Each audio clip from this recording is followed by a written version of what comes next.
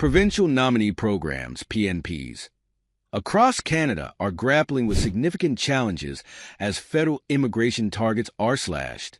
The PNPs, which allow provinces and territories to nominate immigrants to meet regional labor market demands, are crucial for addressing labor shortages and supporting economic growth in many areas of the country. However, recent cuts to the federal immigration targets have left provinces concerned about their ability to attract the skilled workers they need to sustain their economies and fill gaps in key sectors. For years, PNPs have been a vital tool for provinces like Alberta, Saskatchewan, Manitoba, and Ontario, among others, to draw in workers from abroad who possess the skills and experience needed to bolster the local economy.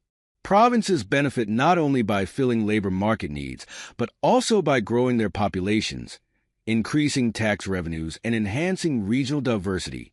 In many cases, PNPs have been integral to local economies, providing an avenue for immigrants to sell outside of major metropolitan areas, such as Toronto and Vancouver, and ensuring a more equitable distribution of immigration across the country. However, the federal government's recent decision to reduce the number of immigrants being admitted through these programs has left many provincial leaders concerned about the impact on their regional economies. The reduction in targets is seen by critics as a move that risks exacerbating labor shortages in key sectors, such as healthcare, construction, and technology, where provincial governments have been relying on immigrants to fill vacancies. Without the ability to nominate enough immigrants, provinces may struggle to meet the needs of growing industries, leading to a slowing of economic development and a tightening of labor markets. The cuts to immigration targets are part of a broader shift in federal immigration policy, which aims to control the overall number of immigrants entering the country.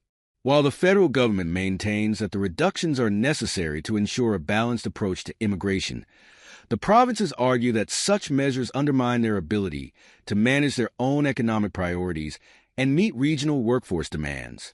In particular, smaller provinces and rural areas, which often face more acute labor shortages, have expressed frustration with the changes, fearing that the cuts will stymie their growth and economic recovery.